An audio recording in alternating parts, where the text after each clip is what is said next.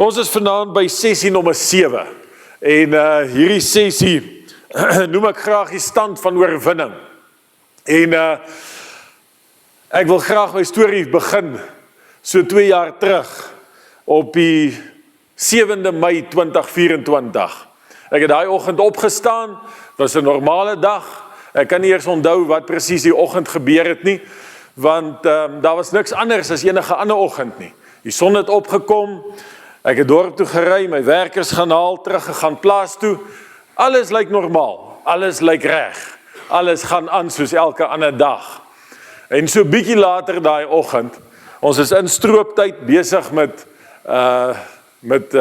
ons oes om in te samel en so bietjie later daai oggend toe kry ek 'n WhatsApp of 'n SMS, ek kan nie mooi onthou nie, maar iewerster stuur iemand vir my 'n boodskap van ek het 'n groot bedrag geld wat ek moet inbetaal. En ek kan nie eens onthou wat se bedrag dit was nie, maar ek onthou net hoe ek gevoel het. En dit was nie baie lekker nie. Want ek weet op daai stadium was dit nie 'n lekker verrassing nie. Mens kry ons baie keer sulke verrassings. En nou is ek besig met hierdie stoeiery met hoe gaan ek nou maak hier en wat gaan ek doen en ek is ry so terug plaas toe, ek was daar onder by my skoonpa. En toe ek so opkom daar by Deelfontein verby en ek kom om die draai, toe sien ek hier hang my trekker so halfmas deur die lug. Sy agterwiel staan so, die wa is omgegooi met 'n vrag sojas, die sojas lê die hele pad vol, die wa is gebuig, dis 'n wa wat ek geleen het by 'n buurman, dis nie my eie wa nie, en dis nag, ek kan nie eers verbykom nie, ek moet daar deur die sojas ry en grou om net verby te kom. Ek ry toe ek bo by die vir kom en my selfoon kry weer sein. Die volgende bel Paul my, hy sê hier's groot moeilikheid. Die kerk se bus was nou net in 'n ongeluk. En ek kry die foto's, praat met Drika, groot moeilikheid. En toe dit kom, toe dink ek, wat gaan vandag aan? Dit voel of alles net verkeerd loop. Alles gebeur op een slag, alles is. En op daai stadium toe begin ek lag, want toe sien ek hier is die duiwel besig. Hierdie is die dag wat die Bybel van praat in Efesiërs 6 vers 13. So ek wil graag hê, ons moet vanaand bietjie praat oor die stand van oorwinning in die dag van onheil. Daar's 'n dag van onheil en Paulus skryf daaroor en in die Engels praat hy van the evil day. Nou, of jy al so 'n dag beleef het, weet ek nie, maar as jy nie het nie, is hy verseker op pad. Iewerster kom daar so 'n dag, iewerster kom daar so 'n geleentheid, iewerster kom daar so 'n ding wat klink soos Job se verhaal. Job lees ons dat die diensknegt het aangehardloop gekom en gesê die vyandige volke het ingekom, hulle het al die beeste geslag. Toe kom die storms en verwoes al die gesaides. Toe val die huis bo op sy kinders en soos hulle aangerol kom, staan nou Job net verslae oor al die vreeslike dinge wat oor hom kom. So, hoekom gebeur sulke dinge? En hoe moet ons sulke goed hanteer? Want dit is die groot ding wanneer ons praat oor die hoër lewe, wanneer ons praat oor die lewe saam met Jesus Christus, kan ons maklik in die prinsip instap waar ons vir onsself sê, niks gaan ooit weer verkeerd loop, ja, gaan nooit weer 'n uitdaging wees, ja, gaan nooit weer probleme wees nie, elke dag is dit net smooth riding van hier af. Maar die lewe werk nie so nie. En God het ook nooit gesê dit sal so wees nie. En ou Angus Buchan sê altyd, I'm still struggling to find in the Bible where it says, give your heart to the Lord and it will be roses and clouds with silver linings. En so dit bestaan nie, daar's 'n dag van teestand, daar's 'n dag van onheil, daar's 'n tyd wat 'n mens teestand beleef. En die belangrikste is op daai dag om nog steeds in die hoër lewe te bly, om nog steeds op die plek te bly waar Christus ons geplaas het. So kom ons lees bietjie saam, Efesiërs hoofstuk 6 vers 13. Paulus skryf daar, daarom neem die volle wapenrusting van God op, sodat julle weerstand kan bied in die dag van onheil. En nadat julle alles volbring het, staande kan bly. So, die dag van onheil is die dag van aanval. Die dag wanneer teestand kom. Nou ons weet die duiwel is 'n oorwonne vyand. Hy is oorwin aan die kruis 2000 jaar terug. Hy het geen werklike mag nie, maar hy staan ons teë. Hy staan die finale en afgeslote en klaarwerk van die kruis staan hy teë.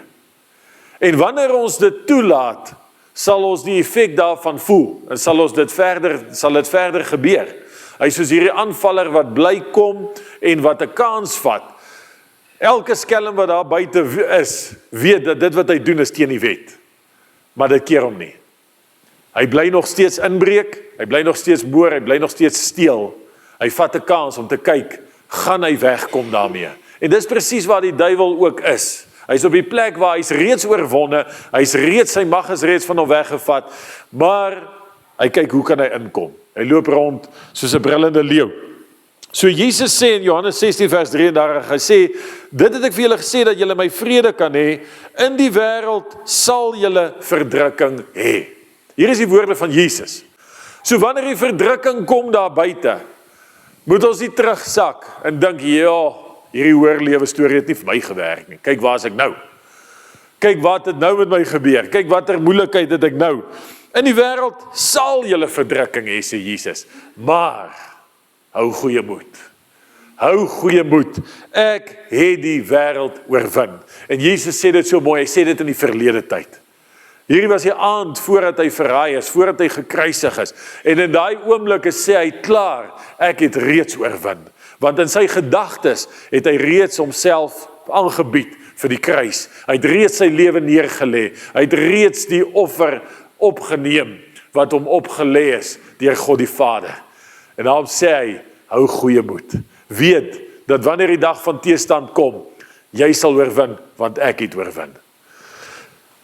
1 Petrus 5 vers 8 sê Petrus, hy sê, wees nugter en wees waaksaam, want julle teestander die duiwel loop rond soos 'n brullende leeu en soek wie hy kan verslind.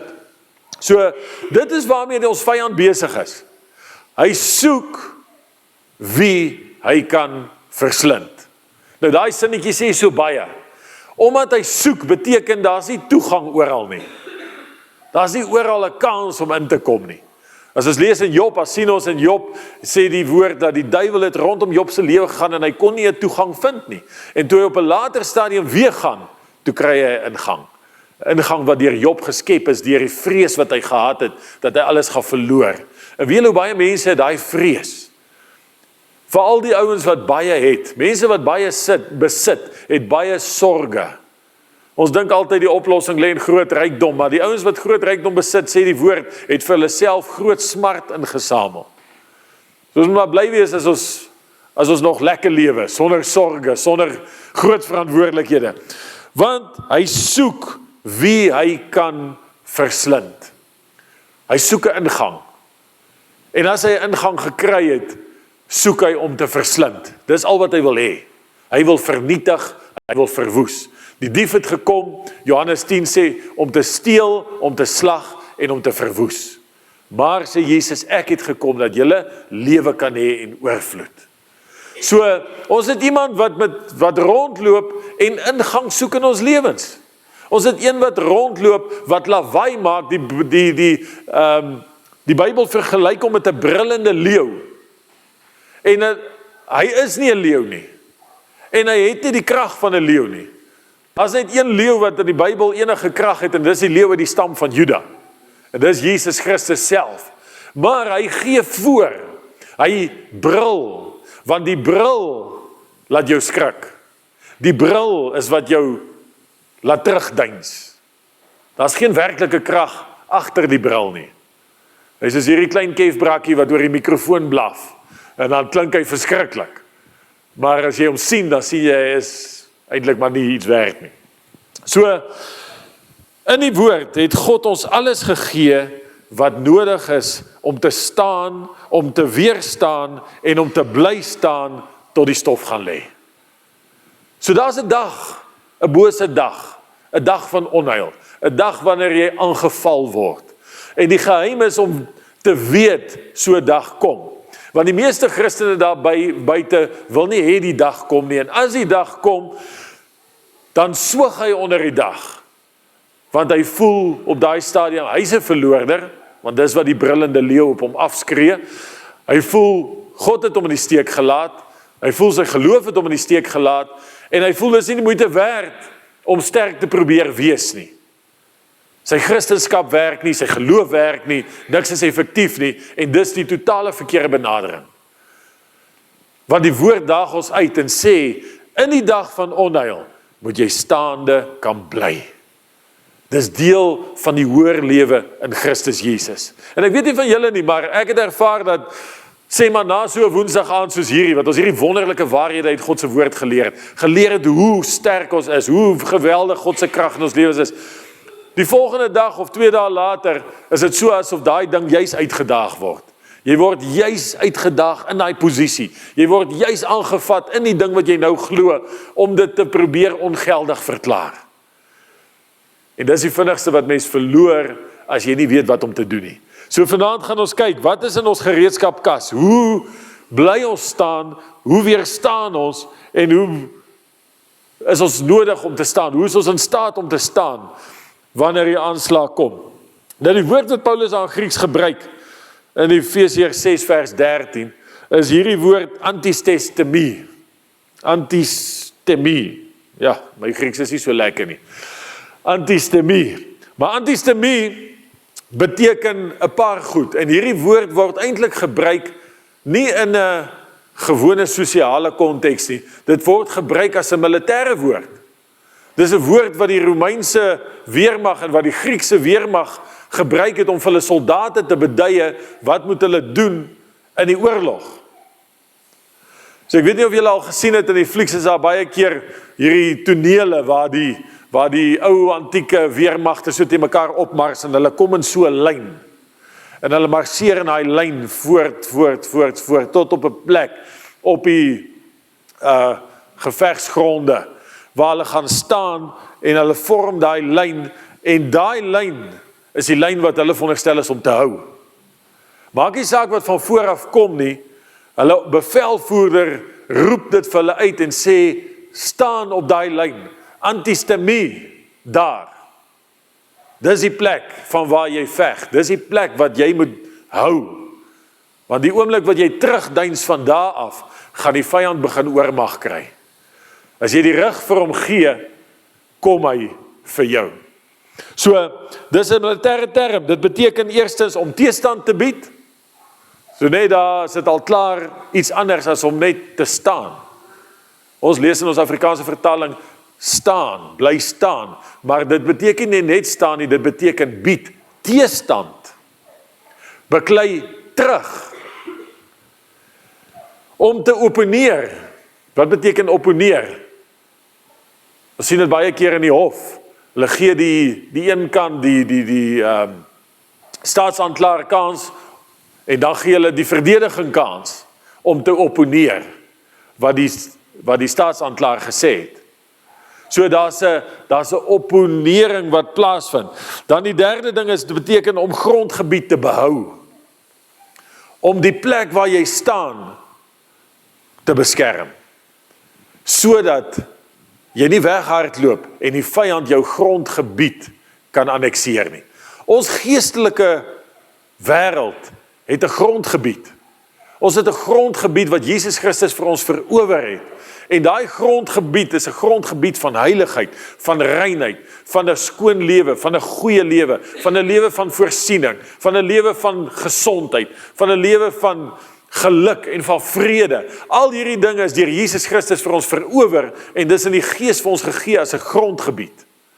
En die oomblik wat ons oorgee in die duiwel se wil, gee ons grondgebied weg. Die oomblik wanneer ek gaan en ek verlustig my in sonde of goeders wat die duiwel vir my aanbied, dan gee ek my grondgebied weg. Gee ek my grondgebied van geregtigheid vir hom. Ek gee my grondgebied van reinheid, van heiligheid, gee ek weg. So, om grondgebied te behou, weier om toe te gee. Daar's 'n bietjie hardkoppigheid wat 'n Christen moet hê, wat teestand bied, wat weerstand bied. Weier om toe te gee. En dan het ek nou hierdie mooi paragraafie geskryf. Dis 'n aktiewe, aggressiewe, geloofvervulde, vurige onbeweeglikheid. Is dit nie mooi nie? Dink ek kan 'n digter dalk word in my volgende lewe. Dis 'n aktiewe, aggressiewe, geloofvervulde, vurige onbeweeglikheid. Dis die woord wat vir ons hierdie begrip beskryf. So die duiwel is klaar oorwin. Dis die nommer 1 ding wat ons moet besef. Wanneer ons weerstand bied, moet ons weet, ons veg nie teen 'n vyand wat krag en mag het om te oorwin nie. Ons veg teen 'n laafvlak misdadiger wat onwettig op skelm maniere probeer toegang kry in my lewe wat hy nie mag kry nie. Dis met wie ons te doen het. Ons het nie met 'n vyand te doen wat op gelyke veld en gelyke krag tussen goed en kwaad en tussen, julle weet die oosterse ouens glo mos in daai yin yang. Hulle daai sirkel wat hulle so teken, dan is die swart helfte en die wit helfte is ewe groot en dit beteken die kwaad en goed is ewe groot. Dis glad nie Bybels nie. In die Bybel werk dit so dat God is almagtig. God se krag is groot.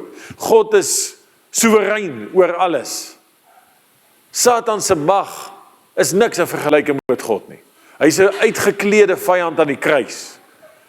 Al wat hy probeer is om met skelm maniere jou en my te vang op slinkse maniere, sodat ons aan sy wil voldoen, sodat ons plek verloor wat Jesus Christus vir ons gekoop het. Kolossense 2 vers 15, nadat hy die owerhede en die magte uitgeklee het. Hierdie woord uitgeklee beteken, wanneer ek in die weermag is, en ek ontvang hierdie sterre hier op my skouers, en hierdie balkies, en al hierdie goeters, en Dion kan ook vir ons mooi verduidelik, wat is die verskillende range, wat die polisie het, en wat die weermag het, en al hierdie ouens. Wat uitgeklee beteken in die Grieks, beteken jy's van jou range gestroop. Wanneer iemand in die weermag iets verkeerd gedoen het, en hy word uit die weermag geskort, dan ruk hulle sy range van sy skouers af. Hulle skeer dit af. En dis wat met Satan gebeur het. Hy het geen wettige mag nie. Hy het geen wettige krag nie. En dan sê hy, en hulle is in die openbaar tentoongestel. Nie in die fisiese openbaar nie, in die geestelike openbaar. In die openbaar in die geesteswêreld het Jesus Christus Satan ontkleef van alle waardigheid, van alle gesag, van alle mag, en hy het oor hom getriomfeer, en hy het hom in 'n triomftog verneder voor die hele geesteswêreld. So in die geesteswêreld, tussen die demone, die engele, die wesens, alles wat ons in die Bybel van lees, weet almal presies waar staan Satan. Maar in my en jou lewe wil hy homself kom groot maak. In ons lewens wil hy vir ons 'n bedreiging kom wees. Die geesteswêreld weet hulle, hy het geen bedreiging nie. Hy het geen mag nie. Hy het niks om op te staan nie.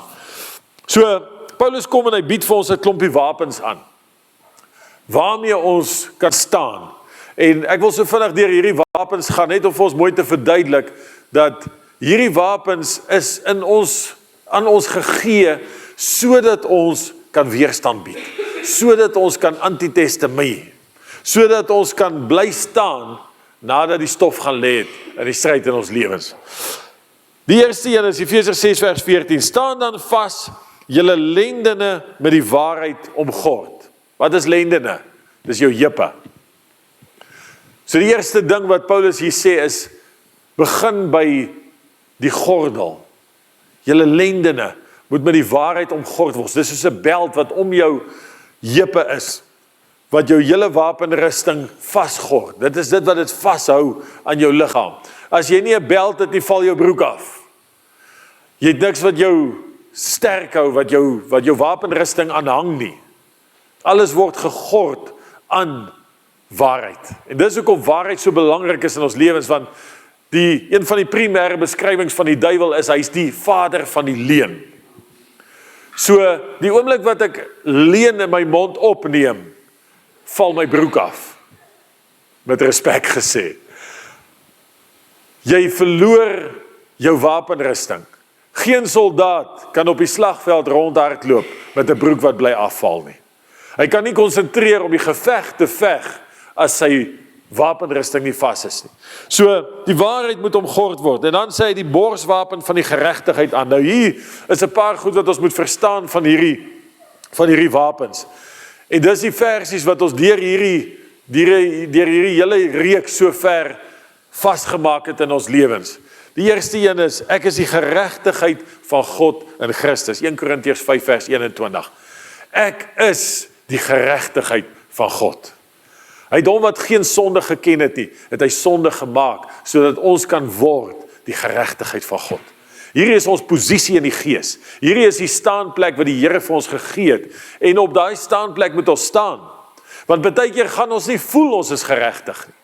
Baie keer gaan ek voel ek is 'n sondaar. Baie keer gaan ek voel ek het nie geloof nie, ek is nie op 'n goeie plek nie. En dan moet ons hierdie wapen ons mee beklee die waarheid van God se woord, wat sê ek is geregtigheid van God in Christus Jesus. Dis die borswapen. Hierdie borswapen beskerm jou hart. En in ons hart lê ons gevoelens. In ons hart lê ons emosies. Dis die plek waaruit ons lewens gereguleer word. Die woord sê in Spreuke 4 vers 23, bewaak jou hart meer as alles wat bewaar moet word, want dit is die oorspronge van die lewe.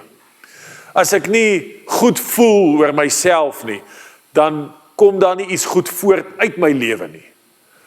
Jesus sê vir die vrou by die put, as jy die water drink wat ek jou sal gee, sal dit binne in jou word 'n fontein wat sal opspring tot in ewigheid.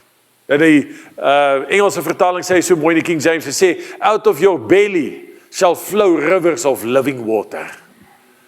So uit ons binneste, uit ons hart, uit hierdie plek waar die borswapen van geregtigheid is, daar vloei my lewensideale, my bronne, my gevoelens, my drome, dit wat ek voor kan sien in die lewe, al hierdie wonderlike dinge wat ons van droom en sien, vloei uit my hart uit. So dis hoekom ons hart moet beskerm word deur geregtigheid.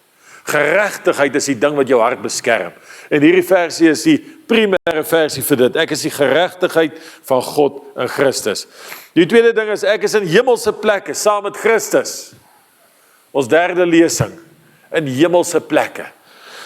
Die derde ene, groter is hy wat in my is, as hy wat in die wêreld is. Groter is hy wat in my is, as hy wat in die wêreld is. En hierdie is die waarhede wat ons moet weet, derentyd onsself van bewus maak. Hierdie is die tipe versies wat ons moet vat en sê, Here, ek moet dit memoriseer. Help my Heilige Gees om dit in my gedagtes vas te maak. Want wanneer die aanslag kom, wanneer die dag van onheil kom, wanneer die duiwel sy vuurige pyle op my afvuur, moet ek iets hê om op te staan, en as ek nie God se woord het om op te staan nie, is daar niks onder my voete nie. Dis al wat ons op kan staan. Dan die derde wapen wat Paulus hier beskryf. Hy sê, as skoene aan julle voete, die bereidheid vir die evangelie van vrede. En sonder skoene kom jy nêrens op die slagveld nie. Sonder skoene gaan jy nêrens sukses behaal nie. As jou voete seer is, gaan jy nie suksesvol in die oorlog wees nie. So, skoene moet ons aan ons voete hê, en hy noem hierdie skoene die bereidheid. Hoe bereid is ek?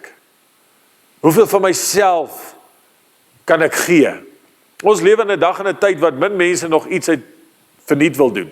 Ek is so dankbaar vir ons gemeenskap.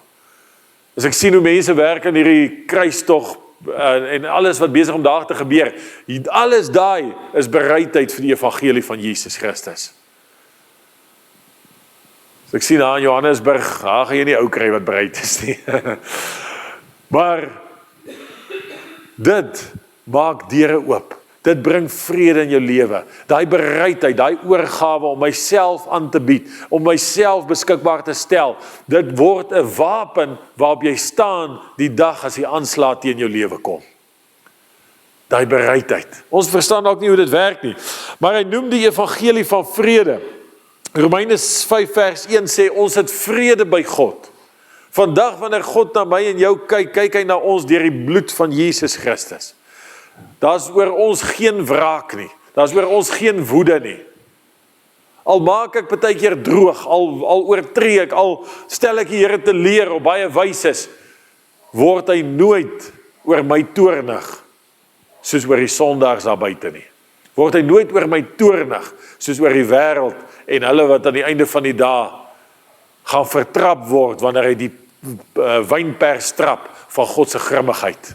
As ek sien hoe die dinge daar in die Midde-Ooste eskaleer en alles gaan erger, dan dink ek aan daai beeld wat die groot profeet Sagaria gesien het, wat hy Jesus sien aankom, bevlek met 'n kleed wat van bloed drup. En hy sê, hy kom om die wynpers te trap van God se grimmigheid. God se woede oor die verkeerde dinge op hierdie aarde, die verkeerde goed wat daar buite gebeur. Maar oor jou en my is daar vrede. Ons wat versoen is met God, het vrede by God. Daar gaan daar kom wat die duiwel vir jou gaan sê, dat God is kwaad vir jou. God gaan jou straf. God is nie tevrede met jou nie. God is woedend vir jou. En hy kom en hy brul en hy blaar al rondom jou en hy wil jou teleurstel en hy wil jou bring op 'n plek waar jy mismoedig is. Maar God het reik sy hand van liefde uit. God reik sy hand van vrede uit. Nog 'n ding wat ons moet weet, is ek is gewortel, ek is gegrond, ek is onbeweeglik in die goeie nuus, die evangelie van Jesus Christus. In Jakobus 1 vers 6 tot 8 kan julle gerus gaan lees. Sê hy wat twyfel is soos 'n boot wat op die see ronddobber sonder 'n seil en hy het geen rigting nie, hy's 'n onbestendige mens, hy's onstandvastig en so iemand sal niks van die Here af kry nie. En dis wat die duiwel wil regkry. Hy wil ons net van koers af trek. Hy wil ons net laat heen en weer slinger. Hy wil ons laat twyfel. Hy wil ons laat wonder. En dis hoekom ek altyd sê, ek dink hardkoppigheid vir iemand wat sy hart reg is, in Christendom, in geloof, is 'n goeie eienskap.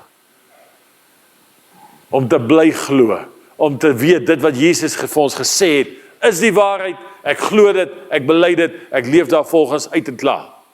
Niemand kry my van stryk af nie. Dis 'n goeie eienskap. Dan die volgende ene.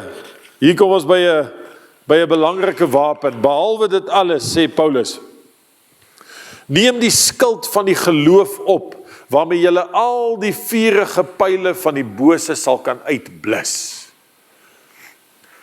Hy sê jy moet 'n skild hê, en hierdie skild noem hy geloof. Die skild beskerm die hele liggaam teen vuurige pyle. Wat is vuurige pyle? Vuurige pyle is die aanvalle. Dis die goed wat na jou en my toe geskiet word, aan mekaar, deur mense, deur omstandighede, deur goeders wat gebeur, deur lokvalle, deur strikke, deur al hierdie tipe van goeders wat gebeur, word daar pyle afgevuur. Maar wanneer ek hierdie bewustheid het, wanneer ek in hierdie plek kom waar ek weet, ek kan vandag uitstap, en ek weet daar kan vuurige pyle op my afgevuur word. Ek moet die verwagting hê en weet, ek is kind van God, die Satan haat my, hy het 'n target op my rug, hy wil graag hy bullseye tref, hy wil my graag dood hê, hy wil my graag my lewe miserabel maak. Wanneer ek dit voor die tyd myself daarvan bewus maak, maak ek myself klaar gereed om te kan staan teen die aanval. Dis soos wanneer iemand kom en hy wil teen jou stamp. As ek hom sien kom, gaan staan ek klaar so 'n bietjie weier. En ek plant my voete mooi. Want wanneer hy my stamp, bied ek weerstand. Maar wanneer ek onverhoeds betrap word, gaan hy my stamp en ek gaan ook omval. En dit is die ding waarteen Paulus ons waarsku. Sê, weet daar kom 'n dag, weet daar kom vuurige pyle, weet hy skiet hulle op jou af, hulle gaan mik om jou te tref, en waar wil 'n jagter graag 'n bok tref? Met 'n pyl in sy hart. So, dit wat in jou hart vir jou belangrik is dit waarop die vyand graag sy pyle wil afvuur. En die woord van die Here sê, die ding wat die pyle gaan keer, is die skild van die geloof. En Paulus sê dit so mooi, hy sê, waarmee julle al die vuurige pyle kan uitblus. Almal. Daar hoef niks verby te kom nie. Daar kan niks verbykom nie, as ek my skild reg aanwend, as ek my geloof reg aanwend. Sy teiken is om ons geloof te wil afbreek, maar ons geloof is juist dit wat teen hom staan. Wanneer die goeders in my liggaam pyne veroorsaak, wanneer daar simptome kom, wanneer daar slegte nuus kom, wanneer daar gerugte kom, en ek sien dinge begin verkeerde kant toe gaan, is dit die pyle wat afgevuur word, en in daai oomblik moet my geloof intree, om te sê, ek glo nie die simptome nie, ek glo nie die slegte nuus nie, ek vat dit nie vir myself nie, ek rig my skild op, ek neem geloof aan, geloof in God se woord, en dan bly ek staande. Hebreërs 11 vers 1 sê, die geloof dan is 'n vaste vertroue op die dinge wat ons hoop, die dinge wat ons nie sien nie, die bewys dat dit daar is. So ek het geloof, al voel ek dit nie. Dis lekker as mens geloof voel. Ek weet nie of julle dit baie keer voel ek het geloof. Ander keer voel ek het dit nie, maar dan moet ek weet ek het dit. Ten spyte van hoe ek voel. So, ek het geloof, al voel ek dit nie. Ek het geloof, al is daar geen bewyse daarvan nie. Die feit dat ek het, is die bewys dat dit daar is. So, God se goed werk bietjie andersom. Die vurige pile is leuns, dis twyfel, dis vrese, dis aanklagtes. Al hierdie dinge is vurige pile. Hulle brand, hulle maak seer. Hulle is daarop geteken om jou te leer te stel, om jou moeg te maak. So geloof sê, ek gee nie om hoe dit lyk, hoe ek voel, wat ek hoor nie, ek kies om te glo. Ten spyte van wat ek hoor, ten spyte van wat ek sien, ten spyte van die omstandighede. En dan die laaste ene, die laaste wapens wat Paulus vir ons voorhou. Hy sê, neem aan die helm van verlossing. Nou die helm van verlossing is om jou kop te beskerm. En die beeld daarvoor is om jou denke te beskerm. Ons denke is een van die duiwelse grootste wapens. Wanneer hy het reg gekry het om jou denke te infiltreer, kom hy met negatiewe gedagtes.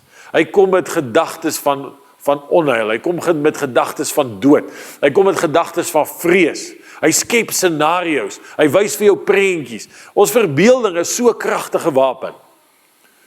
Ons verbeelding moet eintlik deur die Heilige Gees aangewend kan word om ons te wys die visies en die drome wat God vir ons lewens het en wat hy wil hê ons moet navolg. As ek kyk in die Handelinge kerk, hoeveel in die Nuwe Testament, hoeveel in Handelinge gebeur het. Sien Paulus sien 'n Macedoniër in die nag wat vir hom wink, kom na hom toe. Petrus staan op 'n huis se dak, daar sak 'n laken uit die hemel uit neer vol diere. Visioene, dinge wat gesien word. Maar wanneer ons die helm van verlossing nie op het nie, dan kom die duiwel en hy skets vir ons negatiewe prentjies. En ek sien my eie ondergang. Ek sien my eie moeilikheid. Ek sien dinge wat nie wil reg uitwerk nie.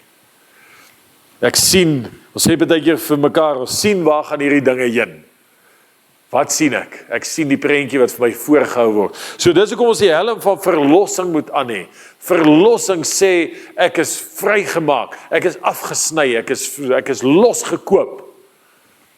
Jesus het my verlos. Jesus se naam beteken verlosser. So verlossing is die beste ding om te hê wanneer gedagtes nie reg is nie. Die beste ding wat ek en jy kan doen is wanneer negatiewe gedagtes ons begin vul, is om die naam van die verlosser aan te roep. Sê Jesus, Jesus. Jy kan nie negatief dink terwyl jy daai naam sê nie. Jy kan nie verkeerde goed dink nie, jy kan nie verkeerde prentjies in jou gedagtes wees, terwyl jy die naam aanroep van die verlosser nie. En dan, die swaard van die Gees, die woord van God. Kom ons kyk net gou, die helm beskerm jou gedagtes. Die vyand wil gedagtes van armoede, mislukking, siekte, vrees op jou afdwing. Hy wil hê jy moet dink daaraan. Hy wil hê jy moet dit in jou gedagtes besig hou. En dan kom hy by die swaard. Die swaard is die enigste aanvalswapen. Al die ander wapens is beskermingswapens. Die skild, die helm, die borswapen, die gordel, die skoene, alles beskerm jou liggaam. Maar die swaard is die enigste ding wat kan slaan. Dis die enigste ding wat kan aanval. En dit is die ding wat Christene die swakste gebruik. Alhoewel dit ons enigste wapen is. Jy moet met jou mond die woord van die Here spreek. Wanneer ons met ons mond dit spreek, word dit die swaard. Solank dit in jou gedagtes is dit nog nie die swaard nie. Solank ek die skrifgie uit my kop uit ken, is hy nog nie die swaard nie. Solank as wat ek die skrifgie sê, maar glo nie heeltemal wat hy sê nie, is dit nie die swaard nie. Wanneer ek met my mond spreek in geloof, wanneer jy met jou mond die woord van God in geloof spreek, word dit die swaard van die Gees wat God se krag vrystel in die situasie. En dis hoekom dit so belangrik is dat ons hierdie woord moet ken. Ons moet weet watter vers pas waar. Ons moet weet hoe word hy aangewend. Ons moet weet op watter plek het hy toepassing. en ons moet weet hoe om te gebruik. Nou wanneer ek 'n swaard in my hand vat, ek het op 'n stadium het ek so, daar op die plaas, toe ek nog baie tyd gehad het ek vir my 'n swaard gebou daar in die workshop, so 'n lekker swaard. En na die tyd bietjie daar gaan uittoets, hier op 'n boomtak en daar op 'n dit, en gekyk hoe slaan hy en hoe werk hy en hoe moes dit gewees het om met 'n swaard te beklei. Agtergekom hy so bietjie swaar en bietjie dik, moes hom dalk bietjie dunner gemaak het, maar so het 'n mens begin voel hoe hy werk. En dit is presies hoe ons die woord van die Here moet hanteer. Die woord sê, Paulus, is ons swaard, dis 'n aanvalswapen. So wat dink ek wanneer ek my Bybel vat en ek maak hom oop? Lees ek hom as 'n wapen? Of lees ek hom as 'n boek wat my troos, wat my moed gee, wat my inspireer, wat God se wil vir my verduidelik? Dit is al daai goed ook. Maar daar's 'n situasie waar ek moet inkom, waar ek hy woord vat en ek maak hom oop en ek sê vir myself, ek gaan nou leer hoe hierdie wapen werk. Ek gaan myself nou oplei in hierdie wapen se gebruik, want ek moet hom kan toepas as 'n wapen. En dan moet ek hom toepas. So hoekom sukkel mense om staande te bly? Kom ons gaan kyk so 'n paar punte. Die eerste ding is onkunde. Jy kan nie 'n swaard gebruik wat jy nog nooit opgetel het nie. Jy moet hom leer ken, jy moet hom hanteer, jy moet hom bestudeer, jy moet vernuf aanleer, totdat jy 'n goeie swaardvegter is. Dit maak net sin. Sien die oomblik wat die woord my swaard is dit anders. Dan moet ek leer, hoe beklei ek met hom? Hoe kry ek my opponent onder met hom? Die woord van God moet dieselfde hanteer word as 'n swaard, 'n wapen, 'n hoogs effektiewe instrument in ons mond, wat God ons gegee het. So wanneer ek nie hierdie wapen gebruik nie, wanneer ek nie weet hoe hy werk nie, gaan ek hom nie gebruik nie. En dan is ek soos 'n ou wat op die slagveld staan en ek weet nie wat om te doen nie. Kom ons verbeel ons vir 'n oomblik, daar's hierdie soldaat wat op die slagveld opdag. Hy het 'n swaard, hy het 'n skild, hy het 'n helm, hy het 'n borswapen, hy het skoene aan sy voete, hy het 'n volle bekleed met die hele wapenrusting. En hier kom die vyand aan. En hulle storm hom. En hy staan met hierdie swaard in sy hand. En hulle slaat hom hier oor sy bors, maar gelukkig het hy 'n borswapen aan. En hulle slaat hom oor die skild. Hulle skiet pyle daarin, maar gelukkig is die skild daar. En hulle ruk hom, pluk hom rond, maar gelukkig val sy wapenrusting nie af nie, want hy het 'n beld aan. Hulle sleep hom deur die dorings, maar gelukkig het hy skoene aan, so hy kan daarom dit hanteer. Hulle slaan hom oor die kop met 'n knippel, maar gelukkig het hy die helm op, so hy kry nie te seer nie. Maar hoe lyk die prentjie? Hierdie ou word rondgepluk, hy word rondgeslaan, hy word op en af gespring, hulle verniel hom. Hy word van alle kante af rondgepluk en geruk, maar die swaard in sy hand. En dis hoe baie van Christene se lewens lyk. Hulle word rondgeruk, rondgepluk, die lewe verniel hulle kry die aanslag van elke kant af. Die vyand is met 7 van hulle is bo op hom besig om hom te probeer verniel. Hy het al hierdie goeders aan, maar hy swaai nie een keer hy swaard en maak hulle van kant nie. Want in die oomblik wat ons geruk en pluk word, is die oomblik wat ons die minste graag ons mond wil oopmaak en sê, daar staan geskrywe. Daar staan geskrywe. So spreek die Here.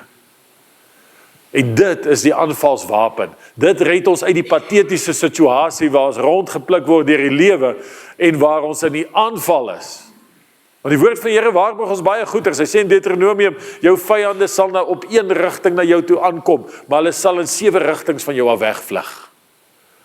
Dis hoe God se weermag lyk. Dis hoe God se aanvalswapen in staat is om die vyand te verwoes. Ek sit al heeldag met hierdie versie in my kop, van vanoggend vroeg af. Ek dink is Psalm, is dit nou 68 vers 1, wat sê, arise, O Lord, and let your enemies be scattered. En dit is my so 'n mooi versie. Sê, laat die Here opstaan in my lewe. Laat Jesus Christus in my wese opreis. En laat my vyande verstrooid raak voor my. Laat hulle hardloop. Want dis wat dit beteken. Ongeloof. Baie Christene ken die woord, maar hulle glo dit nie regtig nie. Gelukkig is daar niemand van sulkes hier vanaand nie.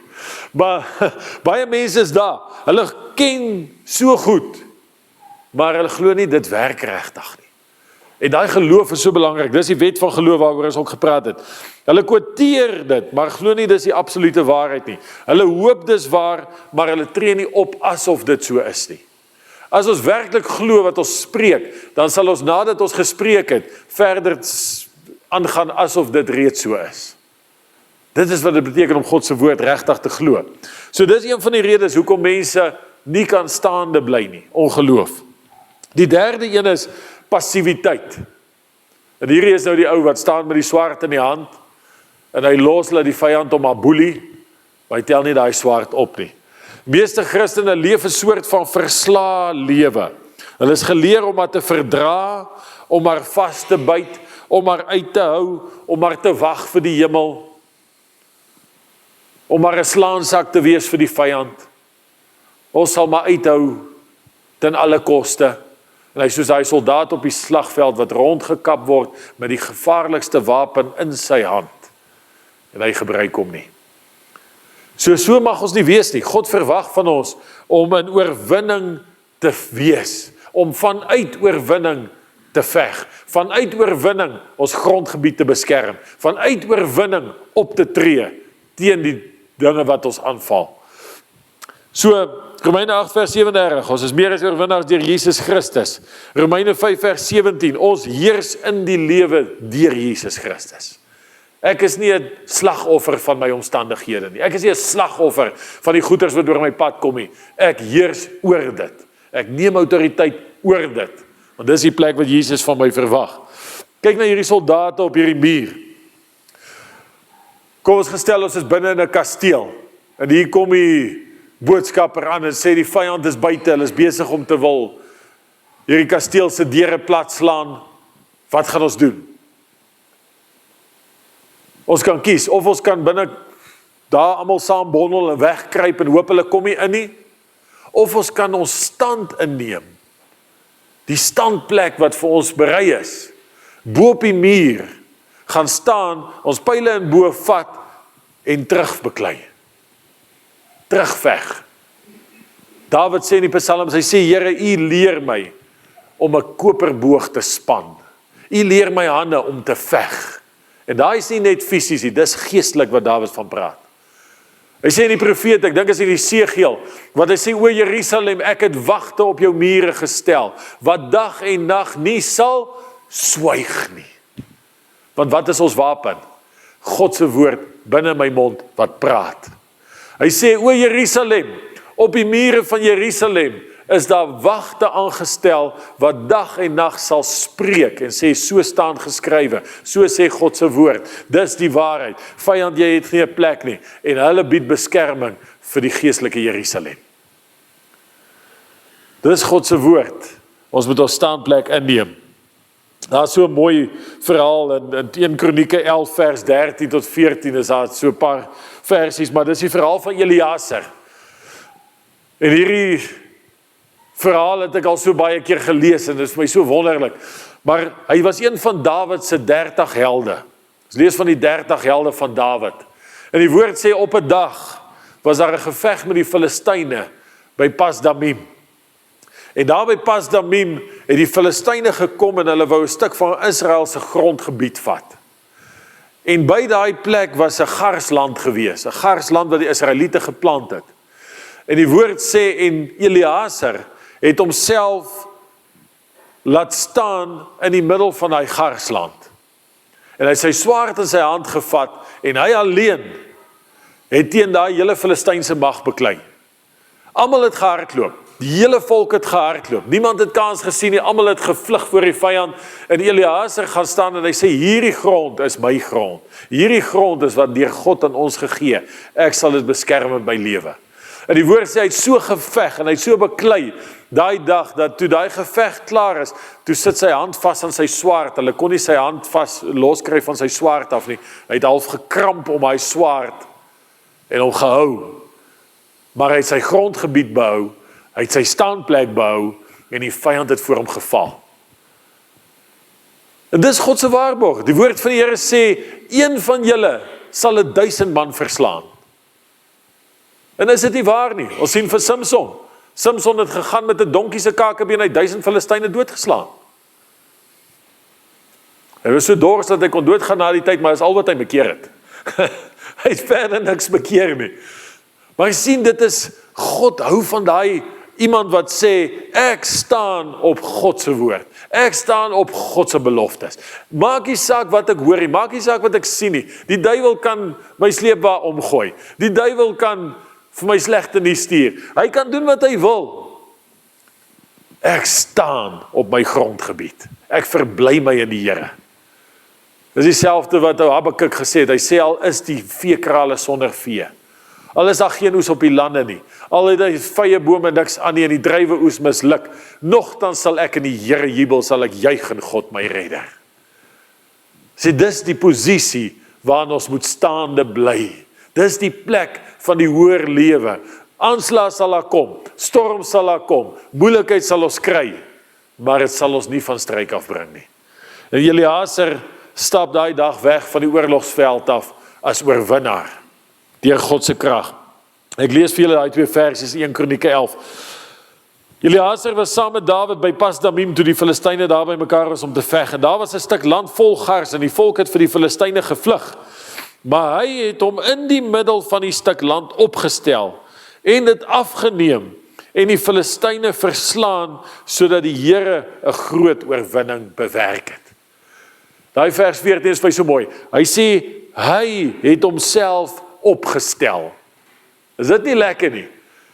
Daai woord opgestel laat my dink, okay, hier staan ek nou, kyk my skoene is reg, my belt is aan, my skild is aan, ek het my borsplaat, my helm is op, my swaard, okay, ek is reg, laat die fight kom. Hy het homself opgestel, en dan sê hy aan die einde daar, die Here het 'n oorwinning bewerk. Want jy sien, Eliaser het in sy eie vermoë nie die vermoë gehad, om daai hele Filistynse mag te verslaan nie. Maar God kyk na die hart. En toe hy die hart sien van die oorwinnaar, en die hart sien van 'n man wat in daai middel van daai stuk veld homself opstel, toe sê die Here, hy sal wen. En ek wil vanaand vir julle ook sê, elkeen van julle, jy sal wen. Jy kan nie verloor nie. Die enigste manier waar jy kan verloor is as jy soos die res van die volk Israel op daai dag jou rug draai en hardloop laat die bissies waai. Dis al hoe jy kan verloor, maar as die Here jou hart sien wat sê ek sal wen, dan sal jy wen. Die Here sal die verlossing bewerk. Die Here sal die deurslag gee. Jy sal as oorwinnaar uit die stryd uittreë. Galasiërs 6 vers 9. Hy sê, laat ons nie moeg word om goed te doen nie. Laat ons nie moeg word om staande te bly nie. Partykeer hou die stryd bietjie lank aan. Partykeer is dit 'n dag, ander keer vat dit bietjie langer. Maar hy sê, moenie moeg word nie, moenie verslap nie, moenie opgee nie. Hy sê, want op die regte tyd sal ons maai as ons nie verslap nie. Op die regte tyd gaan die deurbraak kom. Op die regte tyd gaan die oorwinning kom. Teestand kan daar baie wees tussenin. Maar as ons nie verslap nie, sal ons die sukses daarvan hê. En dan die laaste versie, dieselfde een wat ons mee begin het. Paulus skryf vir die Efesiërs, hy sê, nadat julle alles volbring het, staande kan bly. Nadat julle alles volbring het, nadat jy al die aanslae verdra het, nadat jy al die moeilikheid deurstaan het, nadat jy jouself op jou tande moes byt, om vas te byt, staande kan bly. Ek dink aan John G. Lake. John G. Lake was 'n man wat groot was in God se koninkryk, wat baie genesende werke in sy lewe gedoen het. Hulle het gesê, daar's 100,000 gedokumenteerde genesings deur dokters afgeteken, wat deur hom plaasgevind het tydens sy aardse lewe. En die vyand kom op 'n dag, en hy val sy seun aan. Sy oudste seun word verskriklik siek, en hy gaan lê in die hospitaal. En hierdie man stap daarin, en hy lê sy hand op sy seun, en hy bestraf die duiwel. En hy bestraf die siekte. Maar daai seun bly, daai geweldige koors wat op hom is, en hy's eintlik in 'n koma. Hulle weet nie wat om te doen nie. En hy sê, nadat hy gebid het so goed as wat hy kan, en geglo het, en alles gedoen het wat hy weet wat reg is, wat die woord sê. Hy sê, was daar net een ding om te doen. En hy sê, dit was daar om daar te bly staan. En hy sê, hy daar op sy tande gebyt, en hy het gesê, duiwel, probeer hom vat as jy kan. En die duiwel kon nie. Hy daar bly staan, nadat hy klaar gebid het, totdat sy seun herstel is, en dit het 'n paar dae gevat. Maar daar was 'n pa wat gestaan het. Dis 'n pa wat nie geval het nie, wat in die stand van oorwinning was, wat gesê het, nadat alles volbring is, bly ek nog steeds staan. Kom ons gaan net die hoofde buig, gaan bid ons saam. Here, ons dankie vanaand vir die stand van oorwinning, Here. Ons dankie, Here Jesus, vir Eliezer, wanneer ons vanaand kan terugkyk, Here, duisende jare terug, nog voordat daar verlosser aan 'n kruis gesterf het, Here, nog voordat ons in 'n nuwe verbond met U geleef het, nog voor ons al hierdie kragtige beloftes gehad het, en 'n Paulus gehad het wat vir ons sê, jy het 'n swaard in jou hand, jy het 'n borswapen, 'n helm, 'n volle wapenrusting, Here, was daar 'n man wat net in sy hart geweet het, dat God kan enigiets deur my doen, as ek bereid is, om in die middel van 'n land, myself op te stel. Here, en daar wil ek vanaand kom bid vir elkeen van my broers en susters, en vir elkeen wat hierdie video dalk kyk, en hierdie boodskap hoor. Here, dat hulle self sal leer opstel, teen die mag van die vyand. Here, dat hulle die vernuf sal ontdek, van 'n swaardvegter, wat leer hoe om met die woord van God te veg, wat leer hoe om met hom te beklei, wat weet hoe om hom fyn te hanteer, om sy opponent die neerlag te gee. Here, en dankie dat ons weet, ons kan net wen, ons kan nooit verloor nie, want iets reeds vir ons die oorwinning bewerk aan Golgotha, Here. En help ons, Here, om uit daai oorwinning uit te veg, Here. Help ons om in daai posisie te staan, van die volle autoriteit van Jesus Christus in ons lewens, Here. En help ons, Here, om ons hoër lewe te lei, om op die plek te wees waar ons in oorwinning is, elke oomblik van elke dag. En wanneer die aanslag kom, Here, is ons nie op 'n ander plek nie, ons is steeds in daai plek van oorwinning. Steeds in daai plek van vryheid, Here. Steeds in daai plek waar die vrede van God, wat alle verstand te bowe gaan, ons hart en ons sinne bewaar. En dankie, Here, dat ons hierin kan staan en hieruit kan leef. En ons loof U daarvoor. Dankie, Heilige Gees, dat U ons herinner daaraan dag vir dag, soos ons deur hierdie lewe wandel. En dankie dat U ons versterk deur U groot wysheid en rykdom in Jesus naam. Amen.